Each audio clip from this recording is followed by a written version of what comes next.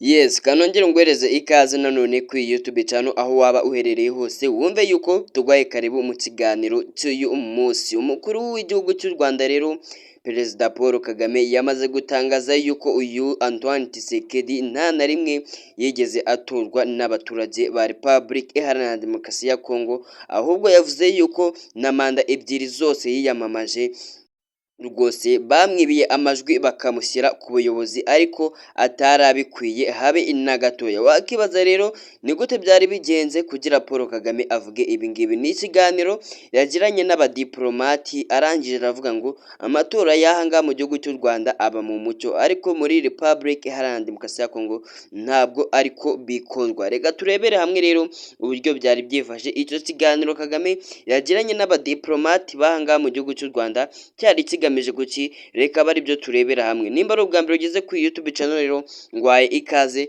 reka ngusabe gukanda subscribe kugira ngo tujye tubana mu biganiro byinshi bya buri munsi bigiye bitandukanye.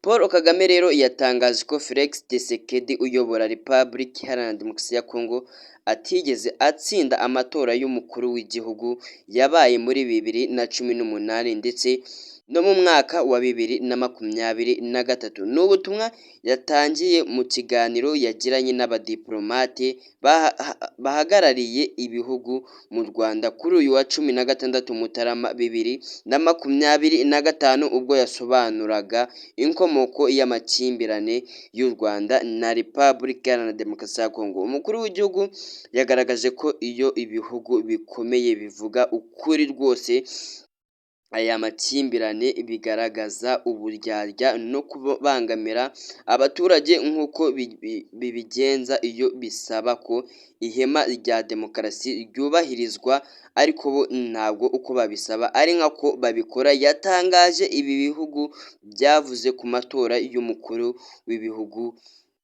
w'igihugu n'abadepite yabaye mu Rwanda mu mwaka wa 2024 Kanama, ariko bitigeze bivuga ku yabaye muri Republic Iharanira Demokarasi ya Congo inshuro ebyiri. Nyamara bizi neza ko Perezida Tshisekedi atatowe n'abaturage, ariko rwose bakaza kwasasa amagambo bavuga ku matora y'ahangaha mu gihugu cy'u Rwanda, barangiza ntibavuge ku yabaye muri Republic Iharanira Demokarasi ya Congo mu mwaka wa 2018 ndetse na 2023, hanyuma bakabona ibyo baza kuvuga ku yabaye hano ngaha mu gihugu cy'u Rwanda. Mu magambo makeya yagize ati murabizi twavuze ku matora yabaye hano n'ibindi, abantu batubwira ko bashaka demokarasi ahantu hose, basaba ko haba amatora. Umuntu uri gutera ibibazo muri iki kibazo ndi kuvuga ikiri hagati y'u Rwanda na Republic Iharanira Demokarasi ya Congo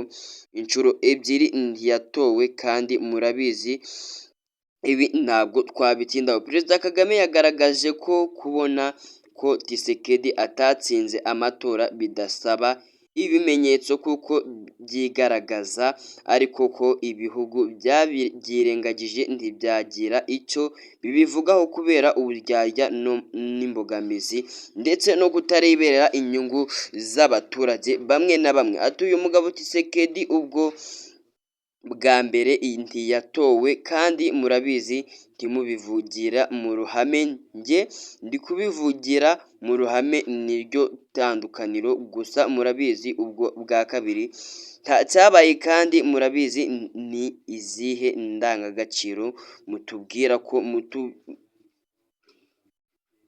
mudukubitira abantu ku bandi ntimumenya icyo gukora. Umukuru w'igihugu yabwiye abadiplomati ko bamwe muri bo bahagarariye ibihugu biteza ibibazo ariko nta kundi babigenza keretse gutanga amakuru bashinzwe gutanga ahabanye n'ukuri bazi. Ati ndabizi ko mwebwe ndi kubibwira murengana, bamwe muri mwe muhagarariye ibihugu biteza ibibazo byinshi, ntabwo nshaka kuvuga byinshi ariko ndabizi ko mubyumva kandi mutanga amakuru mukwiye gutanga. Perezida Kagame yatangaje ko iki kibazo cy'umutekano mu karere k'ibiyaga bigari ari we kigiraho ingaruka nyinshi hamwe n'Abanyarwanda, bityo ko adashobora kwicara mu gihe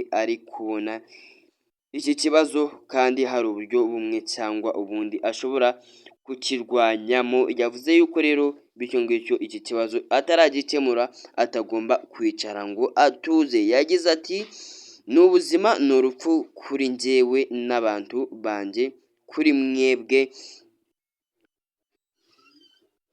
mwahamagara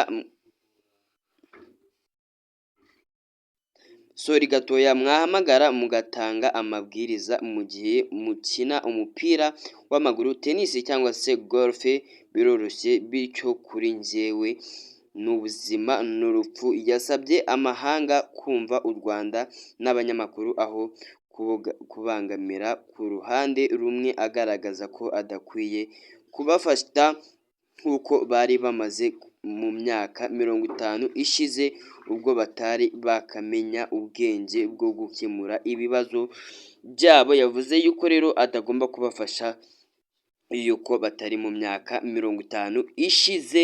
Ibi ngibi rero we wabivuga iki?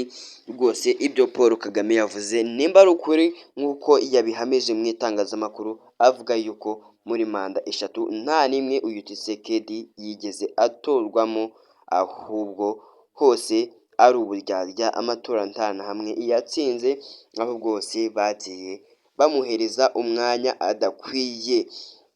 Reka nkubwire ugire ibihe byiza rero, nimba koko nawe hari icyo wabivugaho usige igitekerezo cyawe muri comment. Kwezi kwa mbere 2025 rwose niho icyo kiganiro cyabaye.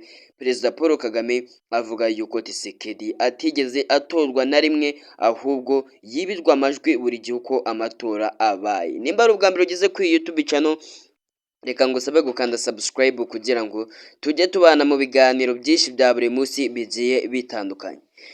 Perezida Paul Kagame rero nk'uko nabikubwiye yatangaje ko Felix Tshisekedi uyobora Republika Iharanira Demokarasi ya Kongo atigeze atsinda amatora y'umukuru w'igihugu yabaye muri 2018 ndetse no mu mwaka wa 2023. Ni ubutumwa yatangaje mu kiganiro yagiranye n'abadiplomate bahagarariye ibihugu mu Rwanda kuri uyu wa 16 Mutarama 2025, ubwo yasobanuraga inkomoko y'amakimbirane y'u Rwanda ndetse na Republika y'u Rwanda, aho iyi nkomoko iva. Umukuru w'igihugu yagaragaje ko iyo ibihugu bikomeye bivuga kuri aya makimbirane bigaragaza uburyarya no kubangama nk'uko bibigenza iyo bisaba ko ihema rya demokarasi ryakuburwa rwose rikubahirizwa. Ariko yavuze yuko iki kibazo bajya bakirengagiza cyane cyuko uyu Tshisekedi ayobora manda 2 kandi zose yarazibiwe. Yatangaje ibi bihugu byavuze ku matora y'umukuru w'igihugu n'abadepite yabaye mu Rwanda muri Kanama 2024, ariko ko bitigeze bivuga ku yabaye muri Republika Iharanira Demokarasi ya Kongo inshuro 2, nyamara bizi neza ko Perezida Tshisekedi atatowe n'abaturage. Yagize ati murabizi twavuze ku matora yabaye hano n'ibindi, abantu batubwira ko bashaka demokarasi ahantu hose, basaba ko haba amatora, umuntu ari gutera ibibazo muri iki kibazo ndi kuvuga ikiri hagati y'u Rwanda ndetse na Republika Iharanira Demokarasi ya Kongo inshuro 2. Ahamya yuko Tshisekedi atigeze atorwa mu nshuro 2 yiyamamarije kuba yayobora Republika Iharanira Demokarasi ya Kongo, kandi murabizi neza namwe mwagiye mubibona. Perezida Kagame yagaragaje ko kubona ko Tshisekedi atatsinze amatora bidasaba ibimenyetso nk'uko byigaragaza, ahubwo byigaragaza, ariko ibihugu byarabyirengagije byinshi bigiye bitandukanye ntibyagira icyo bibivugaho kubera uburyarya no kubangamira abaturage bamwe na bamwe. Ati uyu mugabo Tshisekedi ubwa mbere ntiyatowe kandi murabizi, mubivugira mu ruhame